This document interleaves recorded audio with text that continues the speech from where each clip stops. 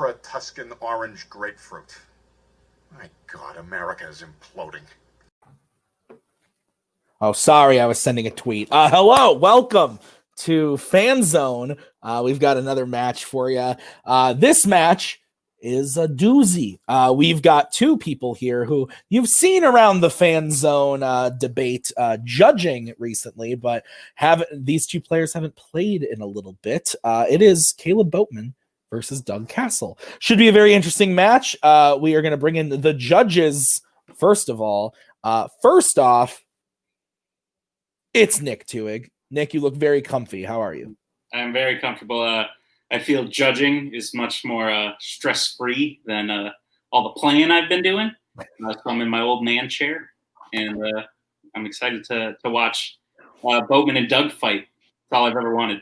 All you need is like a monocle, a pipe, and maybe like a scotch too, and you would like complete in a furnace, maybe a fire. Yeah, you would complete the whole thing there. On the other judging seat today, we've got Robert Parker. Robert, how the fuck are you? I am the fuck good with all of your colorful metaphors. Yes. I'm good. Like Nick said, judging is a little bit more stress-free. I don't have an old man chair. I'm not quite as comfy. I do have a soft blanket should I need it. Should it get cold in the winter for as long as this match goes on. But no, this should be a good one. All right. So the last time that what the hell just happened? Macaw making noises in the background. Jesus Christ. We're going to leave it in. The last time we saw these players, Boatman actually played in an exhibition match against Cody earlier in the year. But before that, Boatman made a little bit of a run in the singles tournament we had at the beginning of the season before we transferred over to Fanzone. He lost to Jacoby Bancroft in the speed round, I believe. So that was a very close match. And then the last time we saw Doug was actually in one of our 3-person matches at the end of last season. So he's been gone for a while. He was helping us judge a lot, but now he's back in the player's seat. So let's actually talk to Mr. Cassel first. Doug, hello, welcome. Hi, you are on the opposite end of things this time. You are looking to get your first win on your record here in debate. How are you feeling about going up against both? I'm feeling pretty good. I guess I'm gonna try to feel good. Also, Nick wanting me and Boatman to fight. Why? Is it entertaining? But I like your comfy chair. I wish I had one myself. But I'm excited to be here. Fair enough. Yes, now we will bring in Mr. Boatman. Boatman, welcome. I'm going to move you down there. Jeez, you're not a judge today. My God. Are you excited for the match? The last time we saw you, you were playing Jacoby. That was before we had Warzone things in debate. So you were just debating fandom stuff. Now you get to stretch your legs with your Warzone stuff. How are you feeling about the match? I'm very good that I actually get to fight about movies I like. So this will be fun. And I'm very happy I get to debate against the lead singer of Good Charlotte. I think that's going to be so much fun. It's a new day, but it all feels old. It's a good life. That's what I'm told. But seriously, I love Doug. Who doesn't love Doug? Doug's the best.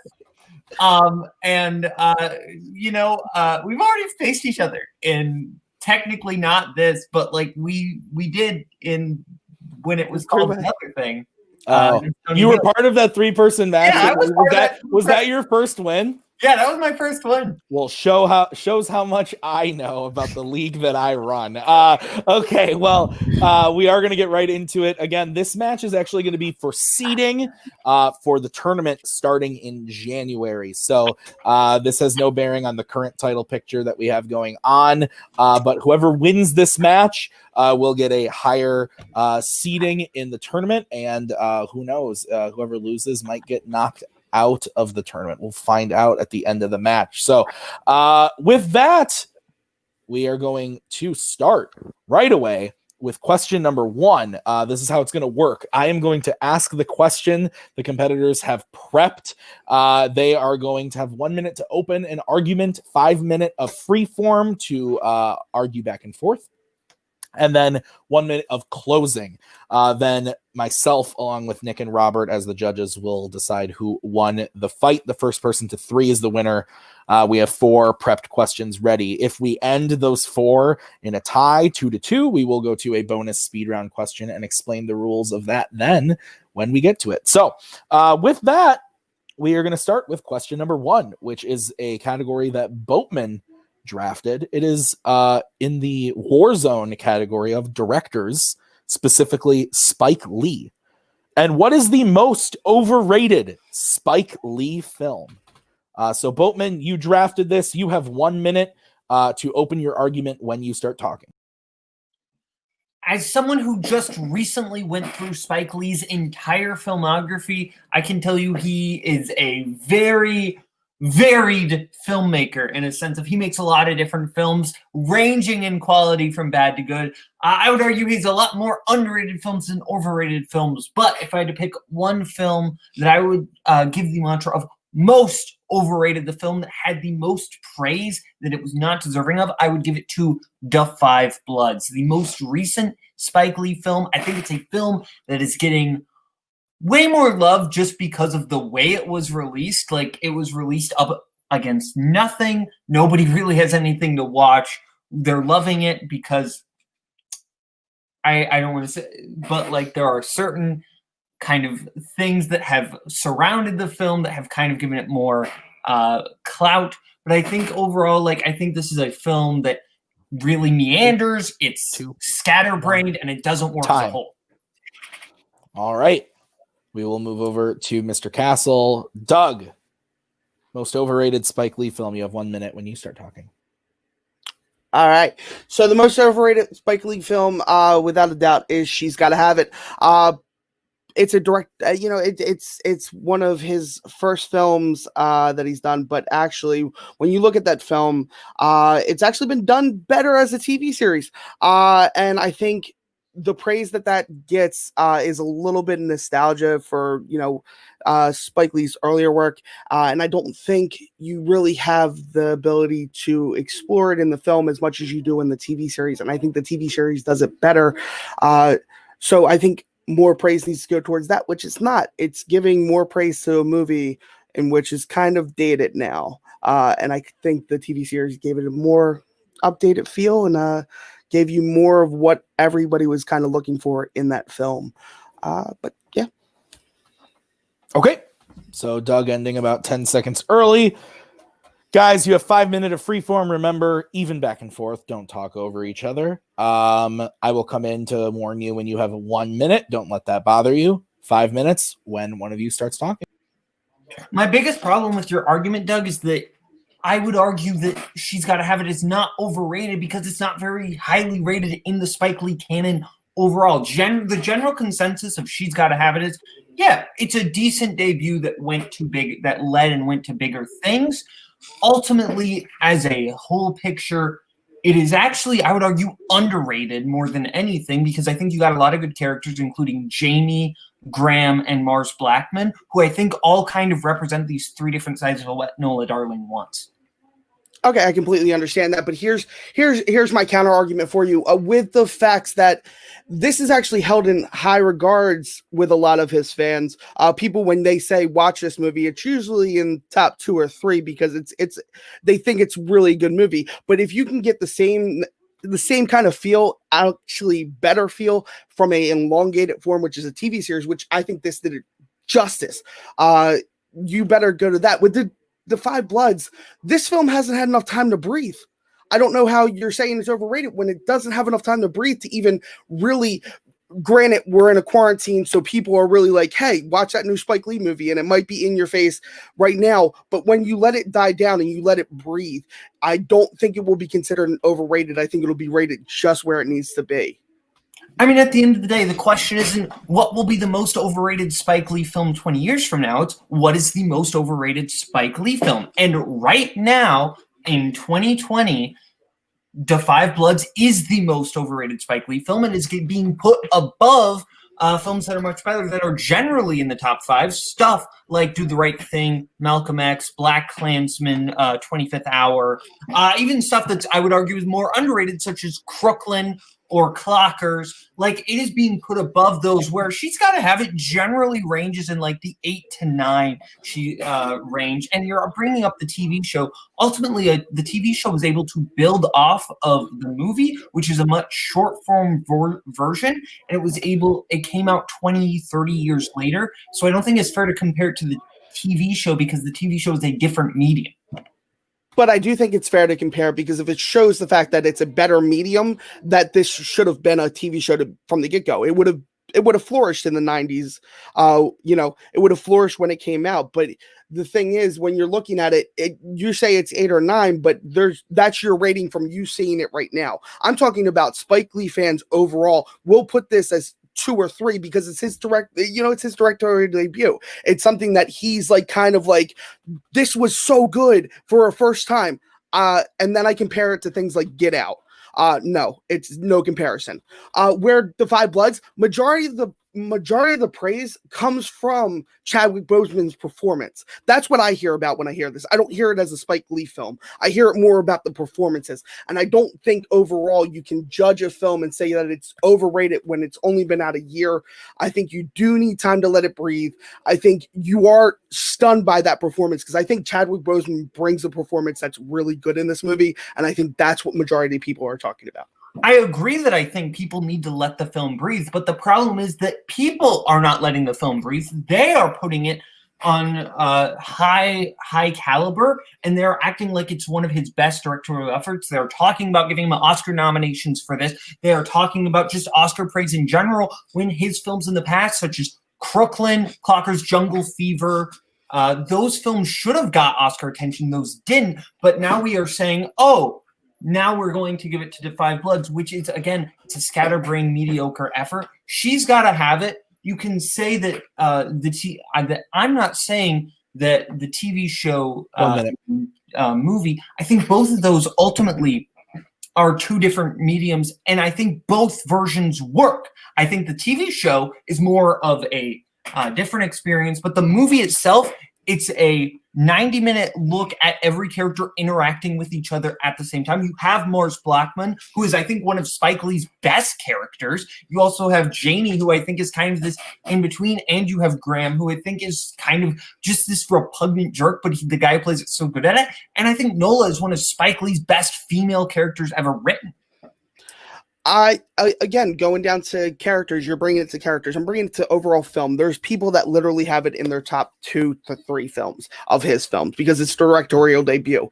But again, we're bringing it to directorial debuts. The reason that you're looking at it with other people that are doing it is because you look at people that have done it later than him and have done it so much better. But we're looking at a movie that should have been a show from the get-go. Okay. So we are gonna start with Doug. Doug, you get 1 minute to close your argument when you start talking. Okay, so we're contemplating this argument completely about what the question is, and I agree with Boatman that the question is most overall Spike Lee film. When you look down at it, this film has had chance to breathe, it had chance to grow, and guess what? They chose to bring it into a TV market because the movie needed to breathe into a TV-esque film. People will tell me, this is one that you have to watch. I've watched all of Spike Lee's movies. This is not one that you have to watch. This is something you can skip over. The Five Bloods have not had a chance to grow. When you hear people talk about this movie, you hear people talk about the performance of Chadwick Boseman. Not anybody else in the cast. Not about the direction. You hear them talk about Chadwick Boseman. So I don't understand how it's an overrated Spike Lee film when you're not hearing about Spike Lee directing this movie. You're hearing about the performance of Chadwick Boseman. Time. All right. Bring in Mr. Boat. 1 minute to close your argument when you start talking.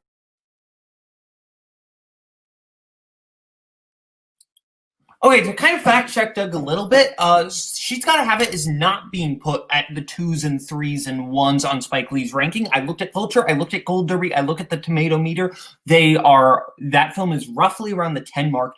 Now, if you look at the same for The Five Bloods, Gold Derby puts The Five Bloods at 4, whereas it puts She's Gotta Have It at 10.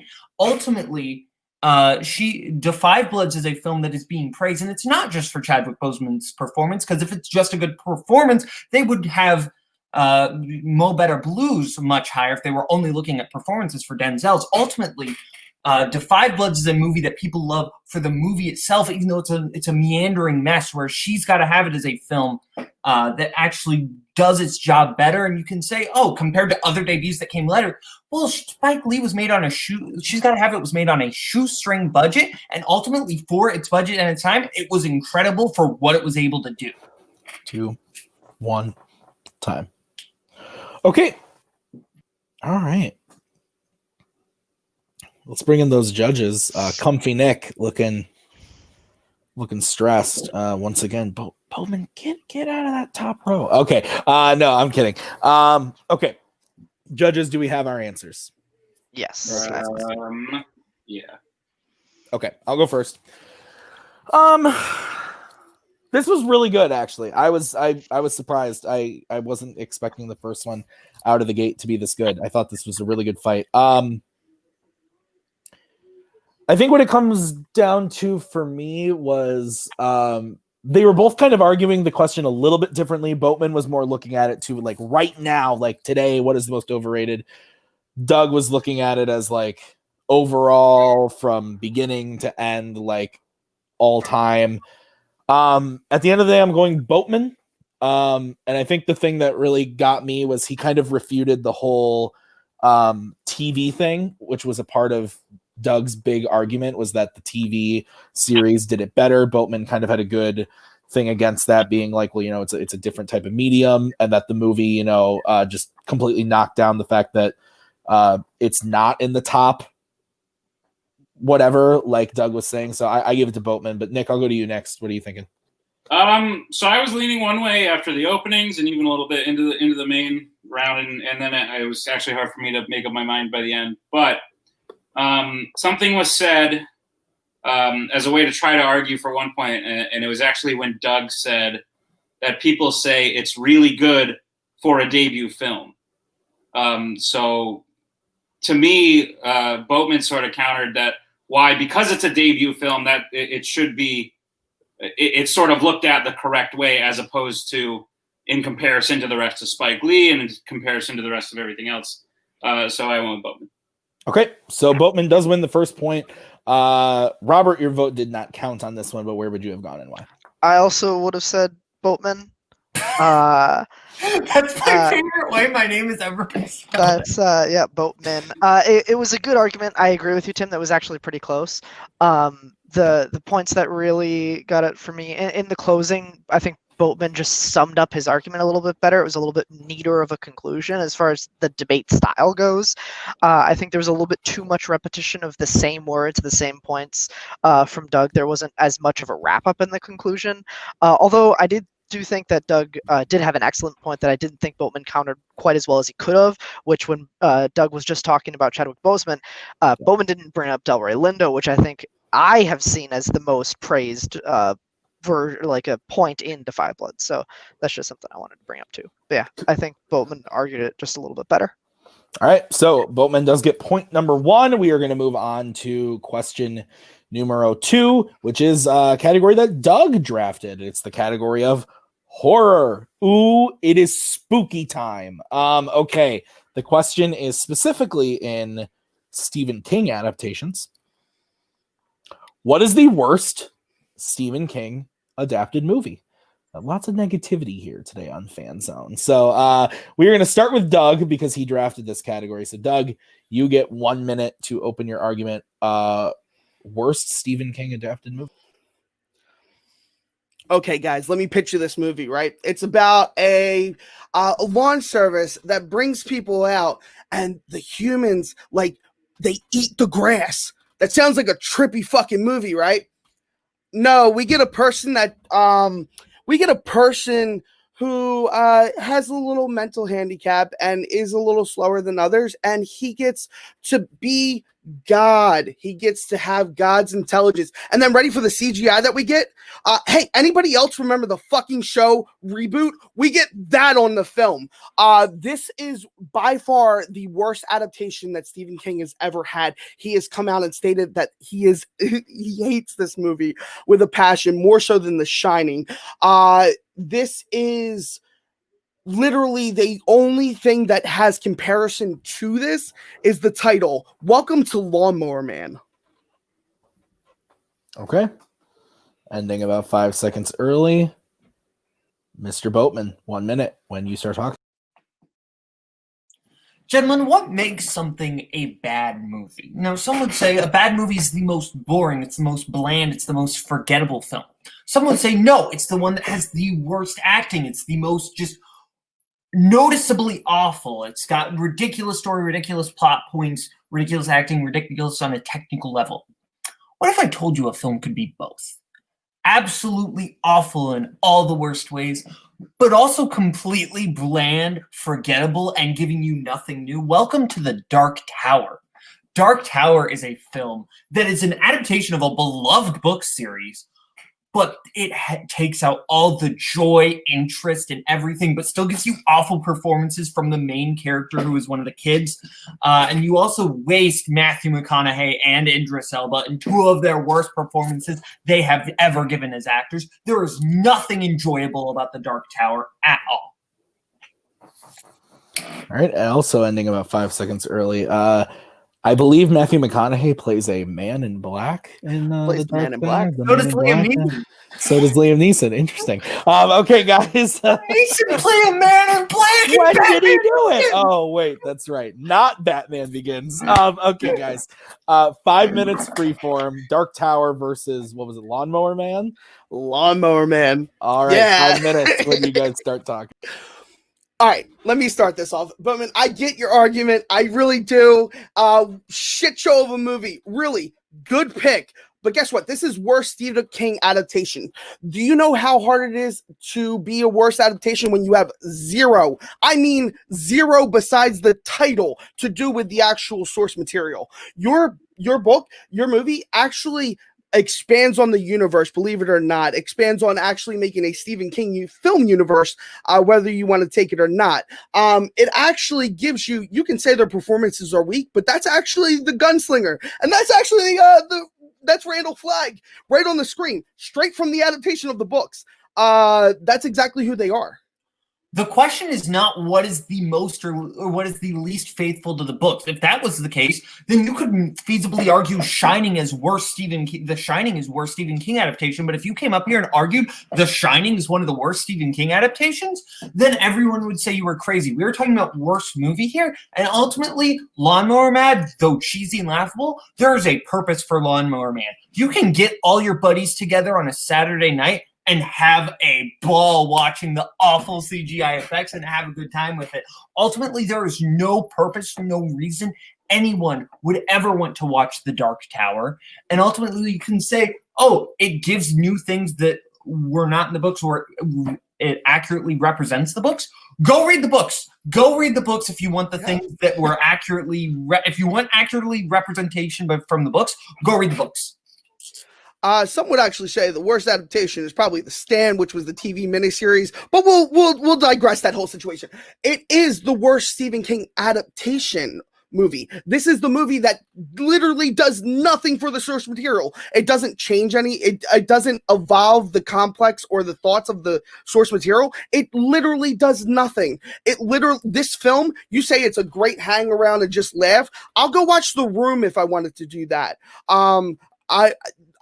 I'll go watch Room and laugh around with my friends. The Room. I did it right first time. I did say it right the first time. But no, let's break it down. You have characters that are actually intrigued. You think they're not. The three leads actually do kind of manifest from the novel and adapt themselves to kind of advance the source material. Like you understand the complexity of the gunslingers.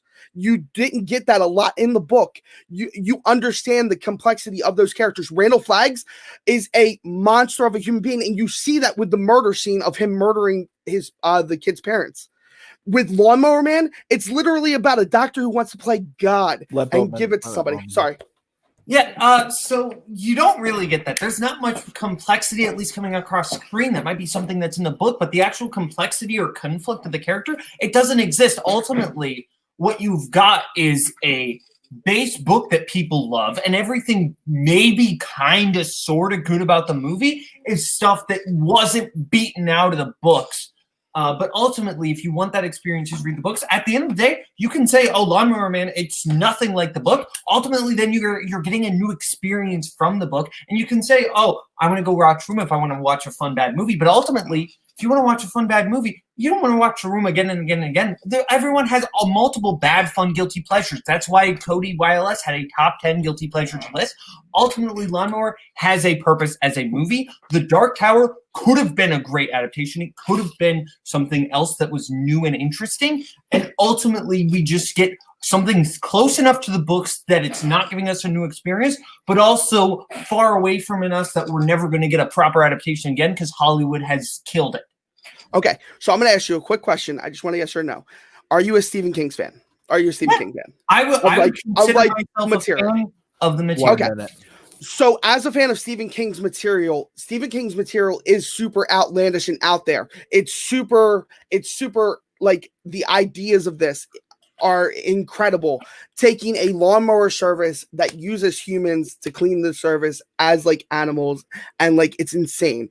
You could have evolved that and made it into something that was really good, but you failed to do that, and you gave us something because they hoped that they got the same success that Pierce Brosnan gave to Bond, giving, or being that charismatic person. He can lead a screen.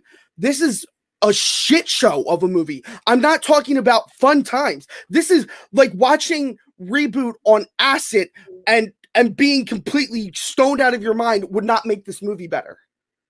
At the end of the day, you keep coming back to certain parts of the book, but ultimately, again, I think this is a fun bad type of movie. It's ridiculous CGI, and that's fun. I love that effects. Okay. Boatman, you get 1 minute to close your argument when you start talking. Doug keeps bringing it back to, it would be so much better if it was a movie about people who actually ate the grass. I don't really want to see that. I don't need to see that. I don't think that's a down point for me that this movie doesn't have humans actually eating grass.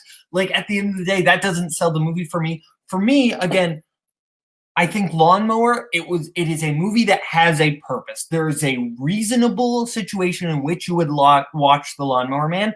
There is not a reasonable situation in which you would watch The Dark Tower, because ultimately it's not fun for anyone in any purpose. You can't watch it as a fun bad movie because it's too boring and too bland, but you can't watch it as an actually introspective reflection of the books because ultimately it's too ridiculous, it's too poorly acted.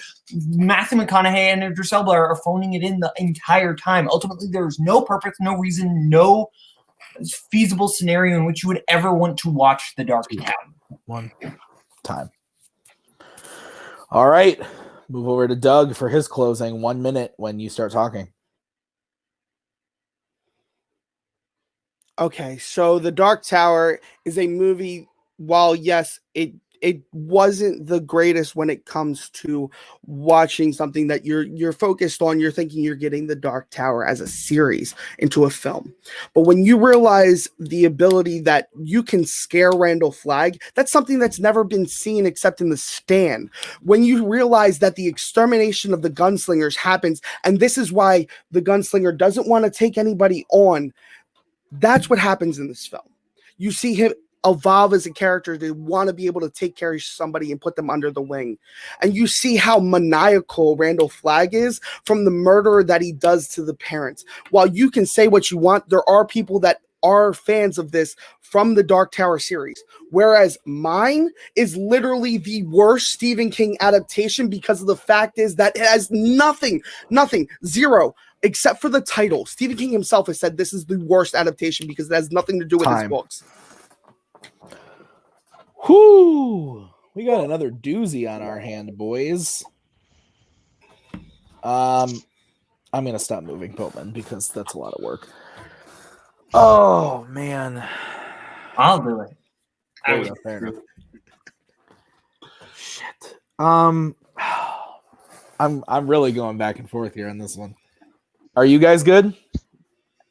Yeah, I think I'm good. All right, Robert, you get to go first because you didn't get your vote last time. Okay.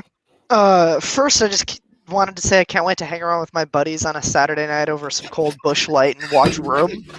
That just sounds like so much fun to me. Yeah. As for the arguments, it was a lot of both players like just saying the same thing in a different way. Like Boatman was definitely talking about how it is not.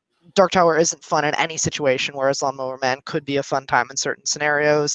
And Doug was just saying, well, my movie is the worst adaptation because it's nothing like the books, and it's also just a worse movie. So a little bit of semantics argument about, the worst adaptation as far as, staying faithful to the books versus just being the worst movie. Ultimately, I ended up going with Doug on this one.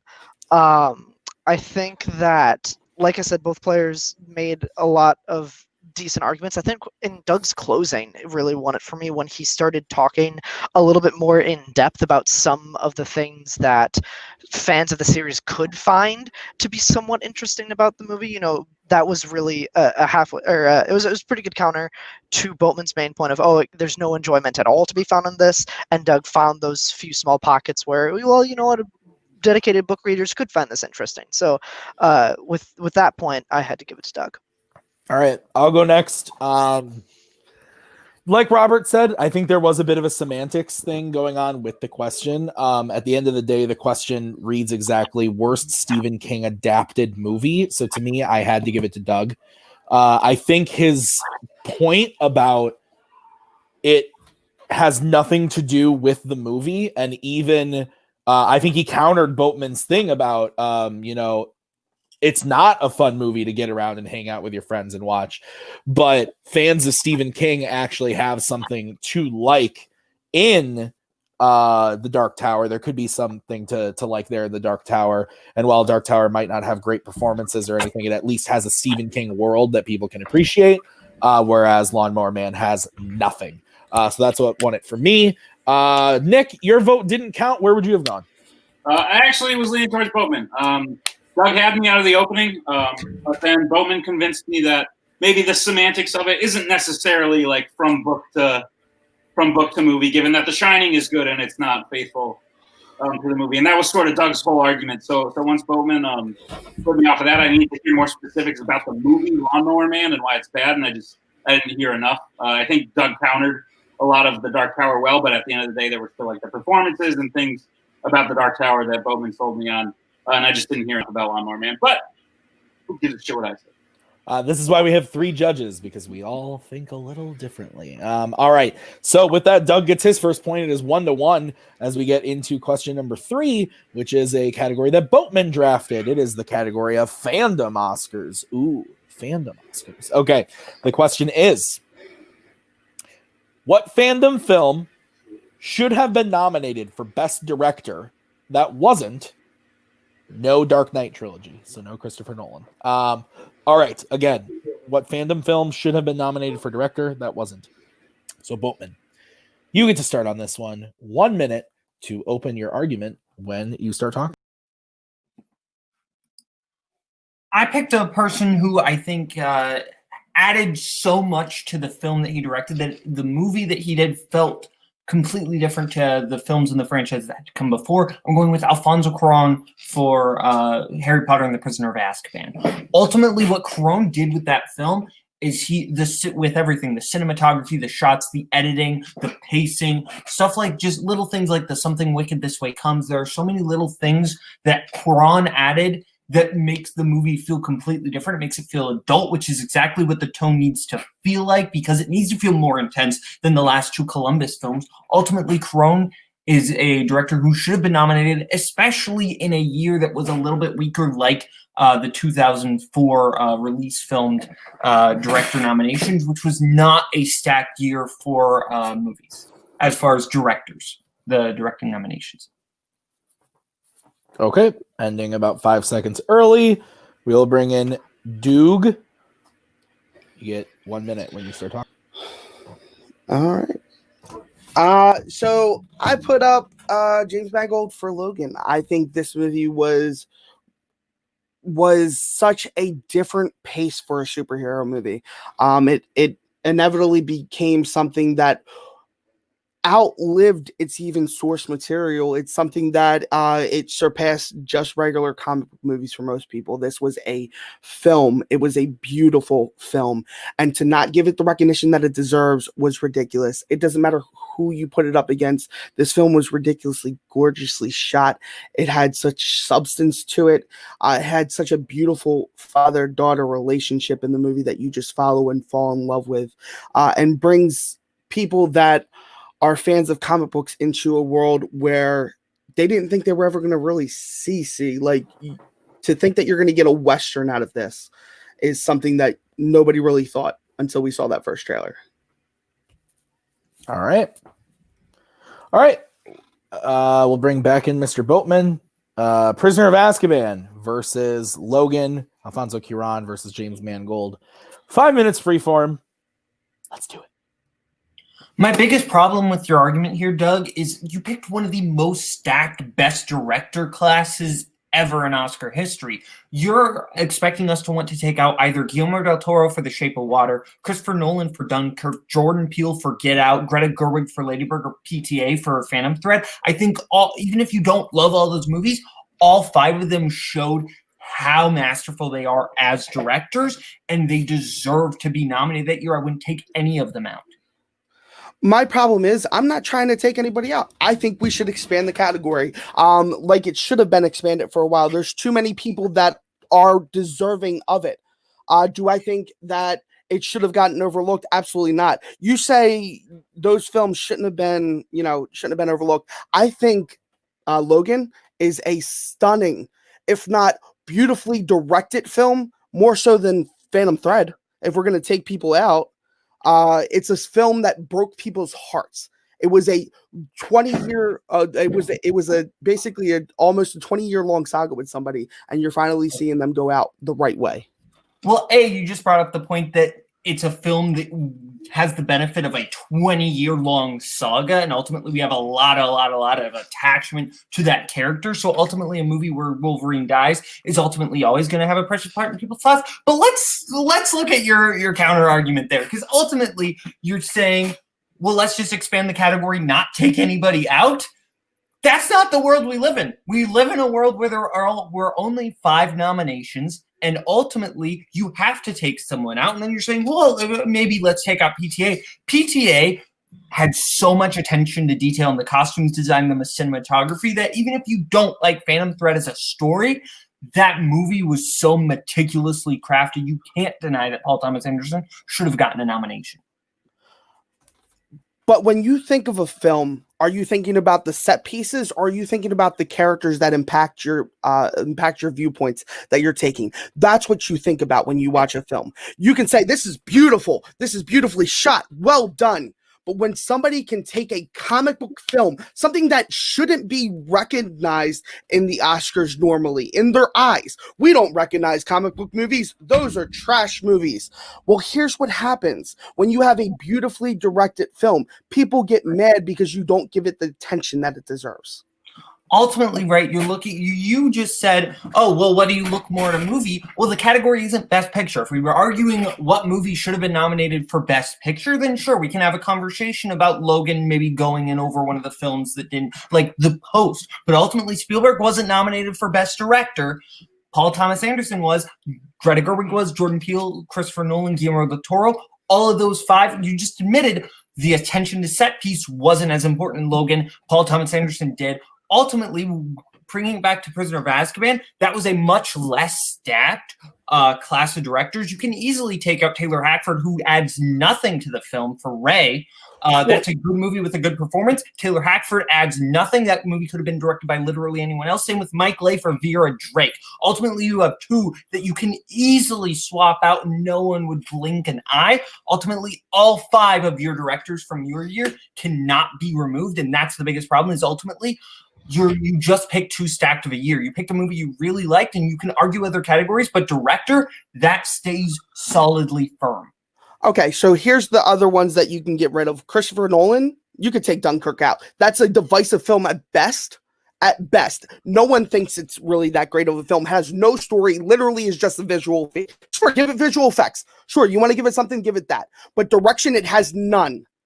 When it comes to James Mangold and Logan, this has a definitive direction. You see everything, the full art. As your film is beautifully shot. It is a great, beautifully shot film. I will give it cinematography. Absolutely.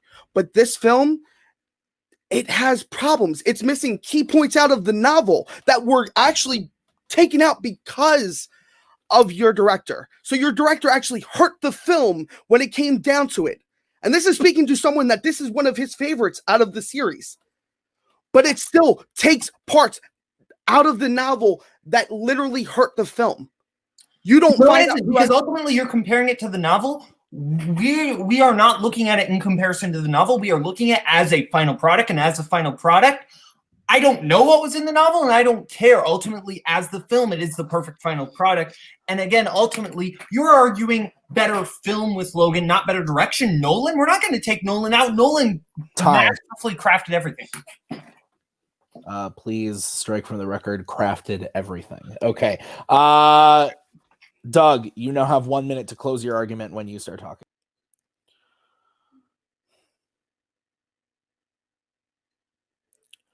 You can say what you want about it just being said that it's a beautiful film or it's just the best film.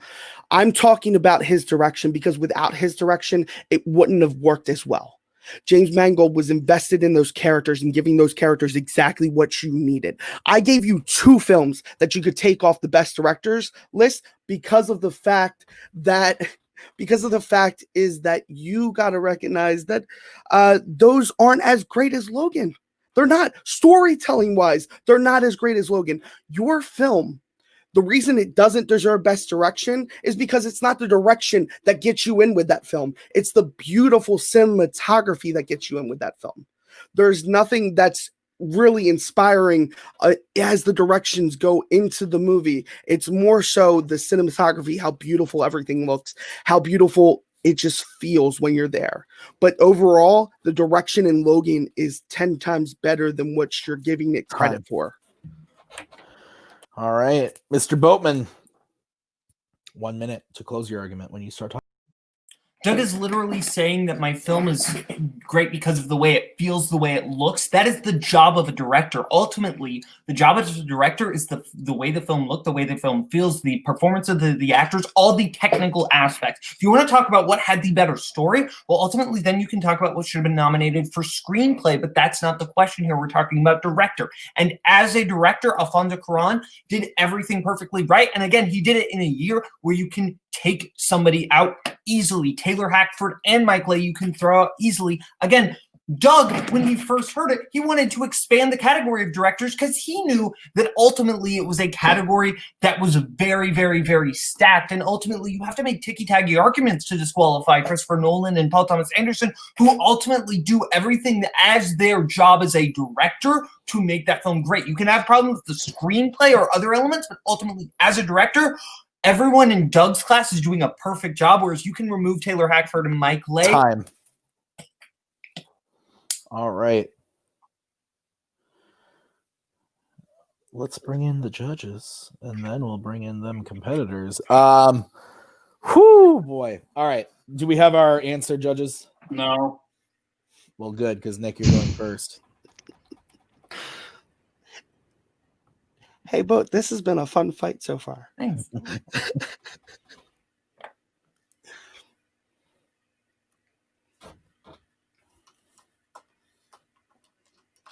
Nick, you're going to make me edit.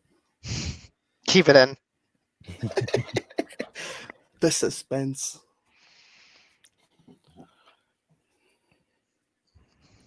Are you frozen, or are you really thinking that hard? He might actually be frozen. I think he's frozen. Wait, Twohig, are you actually? I don't think he'd be able to stick with the bit this long. I thought he was, because he just went, no. And now he's like really. Oh, yeah, he's definitely actually frozen. Okay, well, we're gonna leave in the part of Nick cutting out, but we're back. We have the votes. Nick, you get to go first. Where are you leaning and why? Well, this fight was so long ago, but this was probably the toughest one so far.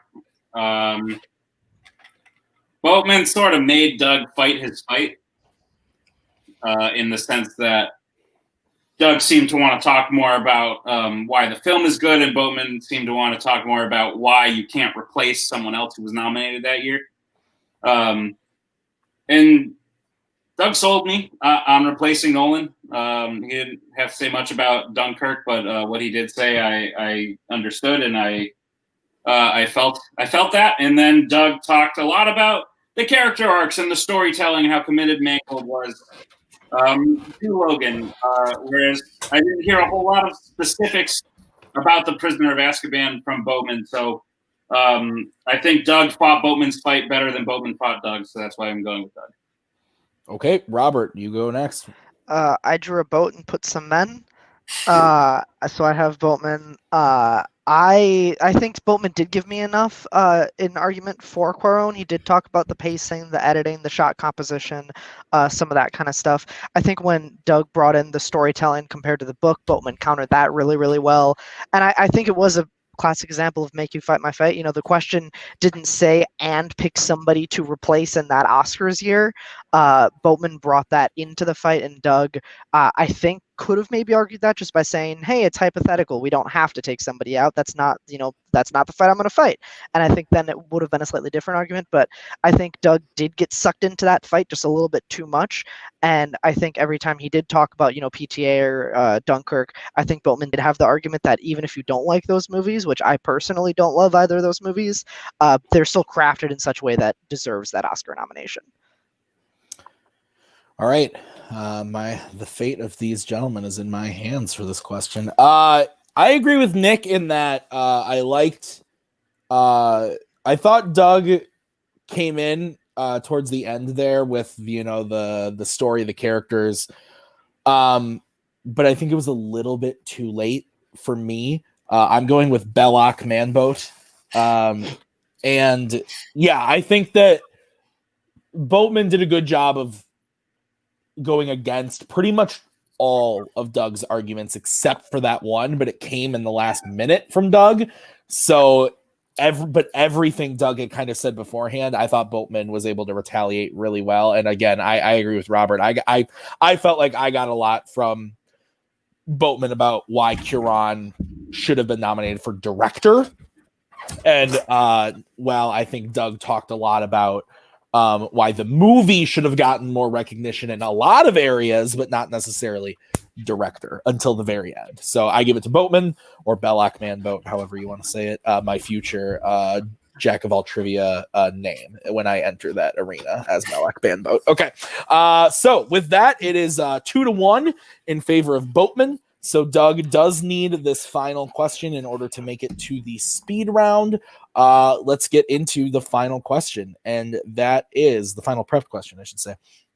It's in the category of Planet of the Apes, specifically the Matt Reeves directed trilogy, or the Matt Reeves directed movies. So Dawn and War. The question though is best character in the New Apes trilogy other than Caesar. So with that, you could have picked any from the trilogy. Let's start with Doug, since he drafted this. Doug, 1 minute when you start talking. Gary Oldman's performance as Dreyfus is one of probably the best performances outside of Caesar's in this entire trilogy, even if you include the first. When you look at Gary Oldman's performance, you see a man who's haunted, and you see somebody who's trying to make his people survive, even if he's using not so nice tactics. We'll just say not so nice tactics. I think when you look at the character as a whole, it's a person who is literally haunted by past mistakes and wants to make something better for the human race, and doesn't matter who he hurts. Him and Martin have a relationship sort of to another character and another character, and they're kind of mirror images of each other, and it shows you how diabolical the human race can be in this one character. One bad day can change a person to be a monster. Time. All right. Let's move over to Boatman. Best character in the Apes trilogy. I'm going with the character who is kind of the anti-Caesar, not in a sense of he's the exact opposite of Caesar in every way, but in a sense of he is the opposite of Caesar's philosophies. Both Caesar and Koba have experienced trauma and tragedy at the hands of the human race, but ultimately Koba and Caesar both have different philosophies. Koba has been changed and dramatically altered by these experiences, and he is more driven by revenge due to his traumatic experiences. He does not have sympathy at all for the human race, and in a sense, that also bleeds into him not having sympathy for Caesar, because ultimately he sees Caesar as too close to attach to the human race, whereas that brings the good conflict in. When fighting oppression, where is the line? Where is it the point of we want to be peaceful in resolution? Where's the point of we want revenge? And I think Koba brings that dynamic to the film. Time. All right. Koba versus Dreyfus. 5 minutes when one of you starts talking. Our characters are very much mirrored. Martin and Dreyfus and Caesar and Koba, they have basically the same kind of outlooks. One's trying to do it peacefully, one's trying to do it with violence. Where do our characters differ is the question, because we both kind of chose the same character. And our characters different is the humanity. There's something that you can relate to. When you see Dreyfus break down after seeing his family, it's something that makes you remorseful for that character, and you kind of understand what he's doing. Koba literally becomes just violence, because we can't include the first movie. Koba becomes just violence, and you're going off of just that performance alone. You don't get his whole arc. Wait, what? I don't believe that was. I would like a judge's help in that, but we did not. We said best character in the trilogy. Yeah, you can use stuff from the first movie in there. You can. Okay. I'll give you an extra 10 seconds, but yes, you can talk about things Koba as a character in the trilogy. Yes. Okay. Leading into it.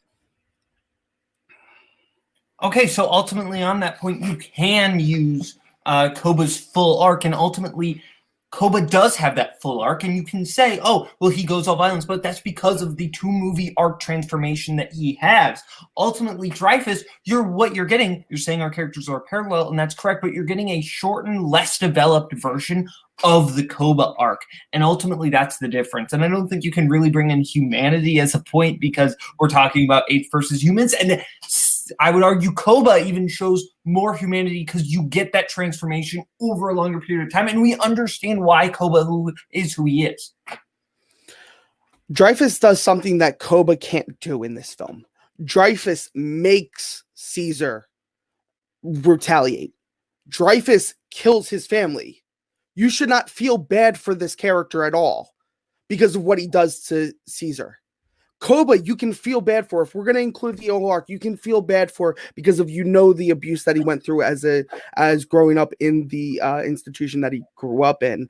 But when you look at characters overall, someone that makes you at a certain point feel remorseful for them in the short amount of time, that's the real emphasis. What can make a powerful character powerful? One film, you remember Dreyfus, and it's intense what you remember him for. Ultimately, you just said, oh, well, Dreyfus is a complicated character. You feel for him when he breaks down, but now you're saying, well, Koba's bad because you feel for him. You get a sense in the first movie, whereas Dreyfus makes Caesar retaliate. So I don't know exactly what you want from Koba. Do you want him to be peaceful or do you want him to be violent? Ultimately, he does both, and that's what he does. You get the transformation of the character. You can say, well, Koba didn't kill Caesar's family, but ultimately that's just not Koba's ultimate goal. I don't think that's a strike against Koba because he didn't specifically target Caesar because Caesar wasn't his specific target. The human race was. Whereas Dreyfus, yeah, the apes were a specific target. But that doesn't make the character better. No, what makes the character better is the arc that the character sees in a film, and he does it in one film. Koba has to take 2 films, and then they have to throw in that he's haunting Caesar at the end of the 3rd film or during the 3rd film. But what you get with Dreyfus is a full character arc in one movie. This is a rememberable character from one movie. Koba's been around since the beginning. And here's the thing. He doesn't just portray humanity. He portrays his own kind. And it's not like he just doesn't portray just Caesar. He portrays everybody in the group. What happens is you have a character where they didn't know what to do with him during the second film because the villain was going to be Dreyfus. And they were like, oh, let's go ahead and make him a little bit more meaner and let him betray Caesar at the end. And then we have something really good going on. But what you have with Dreyfus is a full-fledged character arc in one film. Ultimately, you have a arc in one film. It's the way he changes. Dreyfus changes from here to here, but ultimately, you're not getting a full-fledged character arc. You're getting maybe 30 minutes, 20 minutes of a character arc. You're not getting that full character arc because we've got so much going on in this movie. We've got the dam, we've got Caesar, we've got Koba, we've got all these elements going on. Koba has the full amount of time to actually get that full arc. So ultimately, just saying because it's done in one movie, it's not done as well at the end of the day. Koba, we get the full sense of his transformation into why exactly he is violent and why he would betray his own kind. Ultimately, we understand everything that Koba does to a T because Koba and Caesar have that dynamic where they had the same circumstances, but it's the way Koba reacted to him, and we understand him completely. I disagree. You get a full arc with Dreyfus, and you get the emotional stance. You see where he started out beginning before the infection. You see where the infection took him, and you see what happens at the end of his life. All right. We are going to go to Boatman for a 1-minute closing when you start talking.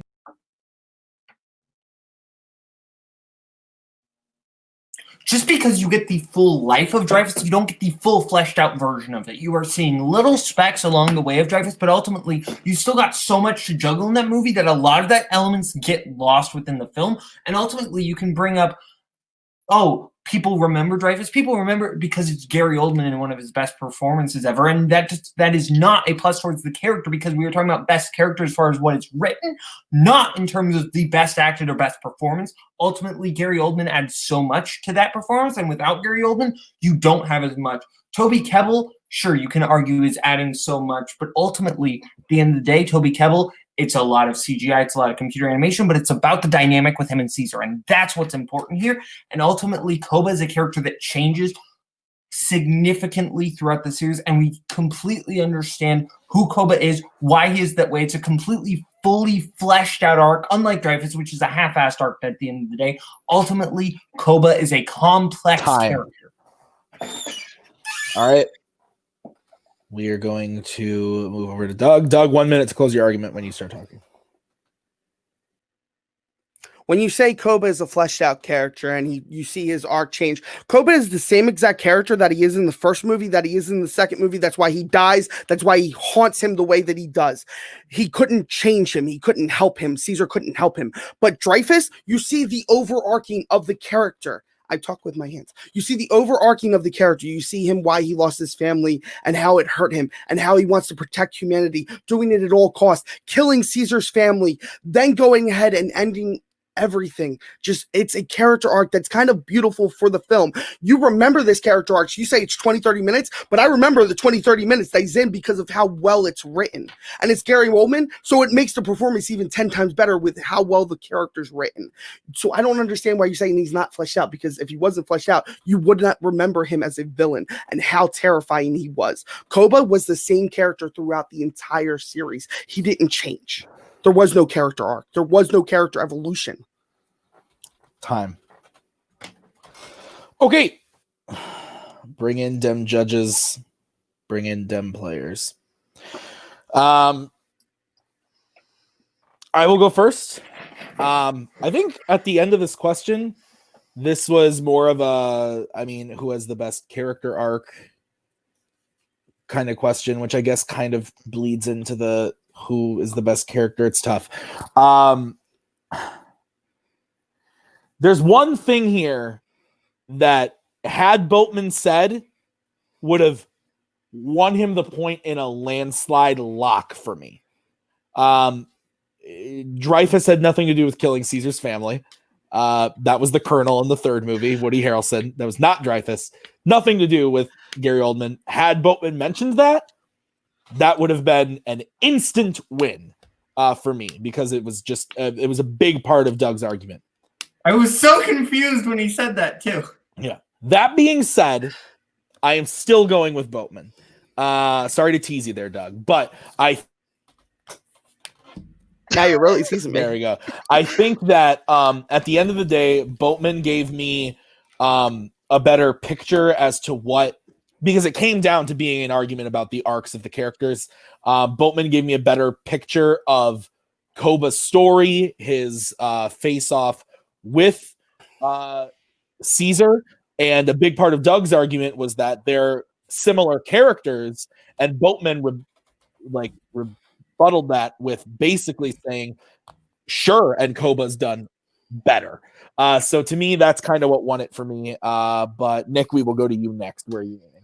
Yeah, I was very confused for parts of the argument. But you're right, Boatman didn't come back and say that or refute that point.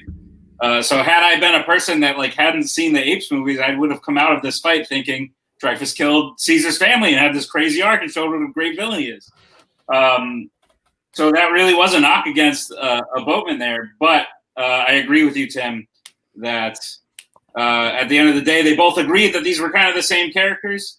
And Boatman gave me a little more as to how Koba developed in terms of his relationship with Caesar. And that Dreyfus was just sort of a watered-down version of what Koba's character was. So the win goes to Boatman. All right, Robert, your vote didn't count. Where would you have gone and why? Yeah, it's interesting, right? Because you said it did come down to arcs, and ultimately, I don't know if either of these characters really have an arc where they're changed start to finish. Both of them are complex, certainly, but I don't know if they're both have an arc where they change. Ultimately, I would have liked to hear a little bit more from Boatman about Koba's presence in the third film. I think that is an extremely important aspect of his character. And ultimately, I would have loved to hear more from Doug about how Dreyfus is complex. We talked about how his history with his family, there's essences of humanity, but that doesn't really contribute to an arc. Ultimately, like you guys said, they agreed that both of their characters are similar, and I think Boatman did a better job of talking about how his character is more complex and deeper and better. So I said Voteman, and I do have to give it to Boat. All right. Well, with that, your winner, Kaleb Boatman. Final score 3-1. A very close match overall. Boatman, we'll start with you. You won the match. You are now going to be. You were ranked number 8. You are going to go up in the ranks in the tournament coming up in January. How are you feeling getting another win on your record? You're now 2-1. I feel decent. I mean, yeah, Doug fought a good fight. He fought really hard. He did a really good job. If I'll be honest, I expected to get the Stephen King point. I did not expect to get the Planet of the Apes point. Those kind of got swapped. But at the end of the day, points are points, so I'll take what I can get. Yeah, absolutely. So we don't know who you're facing next, but you'll be in the tournament facing somebody. So is there anybody that you know of that's in the roster that you just really want to fight? I want to stay above 500, so someone bad. Not Cody. I already fought Cody. I was about to say you already did that. Doug, we'll move over to you. Unfortunately, didn't get the win today, but I think all 4 of these fights were pretty close when it comes down to it. So you fought your heart out. I loved watching it today. How are you feeling post-match? Man, it was fun playing Bowman. That's all I gotta say. I mean, it was a blast. I always like it when you can play with somebody who's kind of you're cool with, and you don't have to yell at each other. That's fair. That's always fair. Again, I have to work out the rankings. But if you make it into the tournament next season, is there anybody that you want to play? Not Boatman, so I can play somebody different. I do feel bad. Both of Doug's losses have come from me now. Isn't he 0-2? He is 0-2 now. Yeah. You guys were the only. Someone different, Tim. I didn't know. I wasn't in charge then. Nobody. We need to fire whoever used to be in charge. That's gonna be a yikes from me, dog. Okay. I'm kidding, Koho, I love you. It wasn't Koho. It Okay. wasn't. I thought it was. Oh, I stand by my statement. Guys, well, thank you for coming to watch this episode of Fanzone. Next week, we have another big match. We're going to find out who is going to play Kaleb Koho in a number one contenders match. It's going to be either Nazario Montenegro or Jacoby Bancroft. They are going head-to-head in 2 weeks in the next match. So be on the lookout for that one. That's going to be a good one. The winner of that, like I said, goes on to play Kaleb Koho for a number one contenders match. So, guys, with that, this has been Fanzone. Thank you to Doug. Thank you to Boatman and the judges, Robert and Nicholas, and a backstage brief performance from Cody Newberry. So, thank you so much, guys. We'll see you next time. Remember, I was just sending a tweet. Michelob Ultra Tuscan Orange Grapefruit. My God, America is imploding.